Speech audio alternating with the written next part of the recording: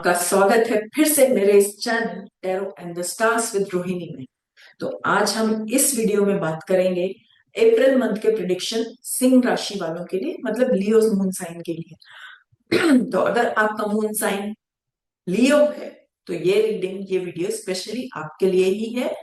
इस वीडियो में हम बात करेंगे अप्रैल मंथ के प्लैनेटरी पोजीशन हाउस वाइज, आपके लाइफ पर इनके इम्पैक्ट के बारे में, करियर, हेल्थ और रिलेशनशिप के बारे में, और टुवर्ड्स एंड मैं आपको दूंगी कुछ सिंपल रेमेडीज और आपके वीकली ओवरव्यू। तो चलिए शुरू करते हैं लियो साइन वालों के लिए इस मंथ के प्रिडिक्शन के साथ। तो सबसे पहले हम ये समझ लेते हैं कि ग्रह आपके चार्ट में कौन से हाउस को एक्टिवेट कर रहे हैं, मतलब आपकी लाइफ में क्या चेंजेस आ रहे हैं। आपके अप्रैल मंथ में जो सबसे इंपॉर्टेंट मूवमेंट है वो है 9th हाउस से 10th हाउस का शिफ्ट, जो लाइफ को डायरेक्टली इंपैक्ट करेगा। तो सन 9th हाउस से 10th हाउस तक का सफर कर रहे हैं। मंथ के स्टार्टिंग में सन 9th हाउस में रहेंगे और ये हाउस होता है luck, higher knowledge, believe, long distance travel और लाइफ डायरेक्शन का। तो इस फेज में आप इंटरनली बहुत कुछ प्रोसेस कर रहे हो। आप कई बार ये सोच सकते हो कि मैं लाइफ में क्या कर रहा हूँ, ये डायरेक्शन, ये काम क्या सही है, मुझे और क्या सीखना चाहिए। तो इस पर्टिकुलर फेज में आप डिसीजंस को री इवेल्युएट करोगे। आपके किसी मेंटर की एडवाइस आपको काम आएगी, आप उनसे बात कर सकते हो, या हो सकता है कुछ चीजों में आप अपनी ही लाइफ को ऑब्जर्व करके डिसीजन ले सकते हो। लेकिन जब सन 10th हाउस में एंटर करते हैं तो यहां पर आपकी एनर्जी कंप्लीटली शिफ्ट हो रही है। आपकी जो ओवर थिंकिंग है वो बंद हो जाएगी, आप करियर पे फोकस करोगे। आपको ये फील होगा कि मुझे अपने आप को प्रूव करना है। तो आप एक तरह से क्लैरिटी आपकी ज्यादा आएगी।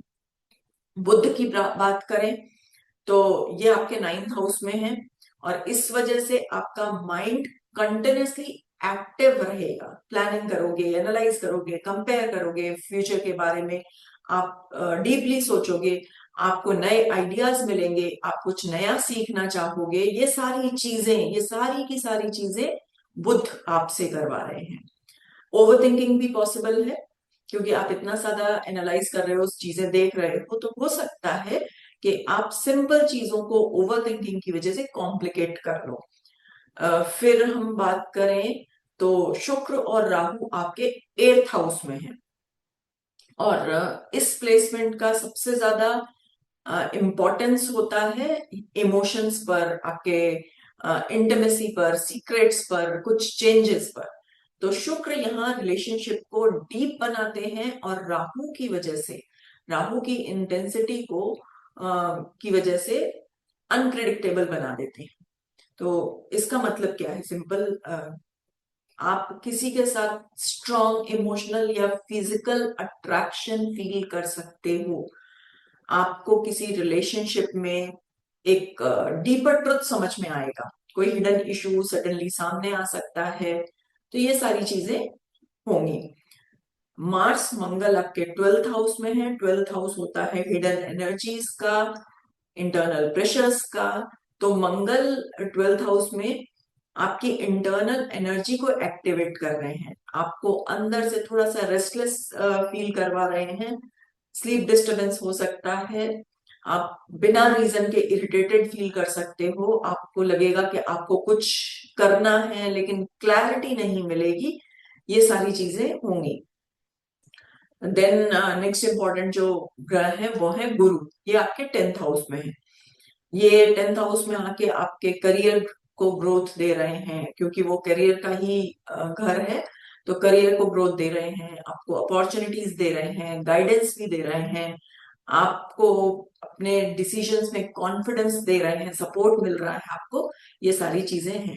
शनि 7th हाउस में आपके रिलेशनशिप के बारे में कुछ रियलिटी चेक्स देंगे। सैटर्न इस हाउस में है तो ये आपको आपको एक इम्पोर्टेंट लेसन लाइफ का सिखा सकते हैं। कहीं आपको समझ में आएगा कि रिलेशनशिप केवल इमोशंस पे बेस्ड नहीं होगी, कमिटमेंट भी चाहिए होगा। तो जिन लोगों के साथ ऐसे ही कैजुअल कनेक्शंस हैं वो आपके चेक होंगे, आप उनको टेस्ट करोगे। सीरियस रिलेशनशिप आपके स्ट्रांग हो सकते हैं। पेशेंस रिक्वायर्ड है और थोड़ी सी मेच्योरिटी आपको दिखानी पड़ेगी। आपको ये समझना होगा कि लॉन्ग टर्म कनेक्शन में आपको मेहनत करनी पड़ेगी, ऐसे ही नहीं बनते हैं।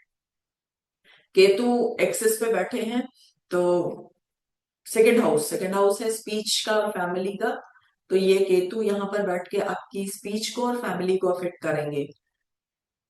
हो सकता है आप ब्लंट फील करो, ब्लंट बोलने लगो, फैमिली से थोड़ा सा डिटैच्ड या इमोशनल डिस्टेंस फील हो सकता है। आपको कई फाइनेंशियल मैटर में डिटैचमेंट फील हो सकता है। तो ये सारी चीजें केतु का असर होता है।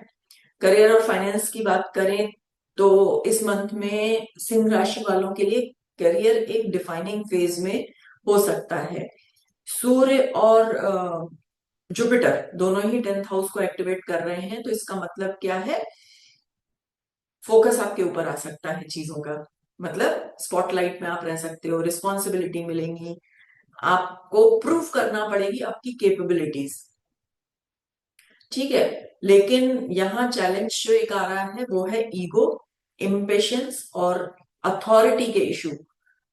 क्योंकि सन भी है ना, तो आपको ऐसा लगता है कि आप सही हो, लेकिन सिचुएशन में स्ट्रॉन्ग रिएक्शन नहीं देना है, ये सजेशन है। फाइनेंस की बात करें तो इनकम स्टेबल है, लेकिन 12th और 8th हाउस के एक्टिवेशन से एक्सपेंसेस अनप्रिडिक्टेबल हो सकते हैं। आपका पैसा जा सकता है किस चीज में? ट्रैवल में, कई जगहों पर इमोशनल स्पेंडिंग होगी, हेल्थ पे खर्चा हो सकता है, तो प्लान करके खर्चा करिएगा। कमिटेड अगर हैं तो वो कनेक्शन आपके डीप हो सकते हैं या कुछ हिडन इश्यूज सामने आ सकते हैं।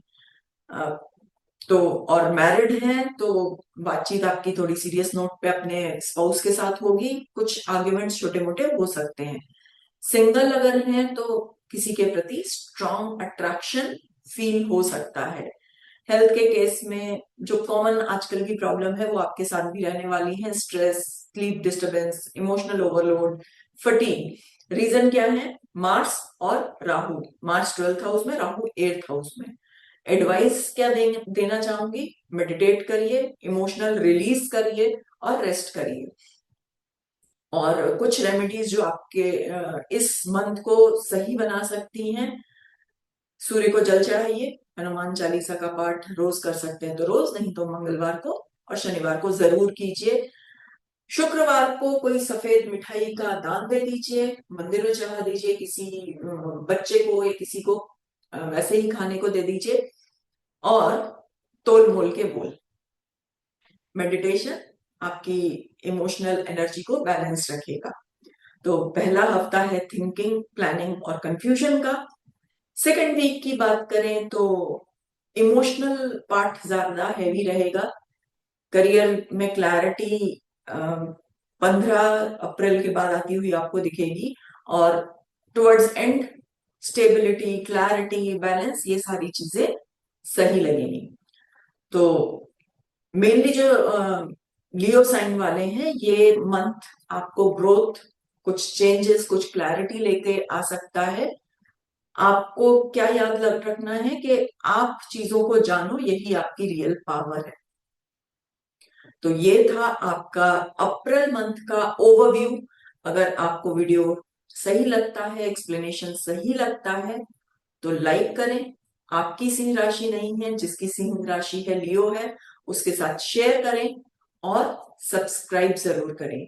कमेंट में मुझे आप ये भी बता सकते हैं कि किस तरह से मैं आपको एक्सप्लेन करूं चीजें, जिससे कि क्लैरिटी आपको ज्यादा मिले। तो इन सारी चीजों के लिए and again like, share and subscribe. मिलते हैं नेक्स्ट वीडियो में। तब तक के लिए stay aware, Stay strong and keep shining. Namaste.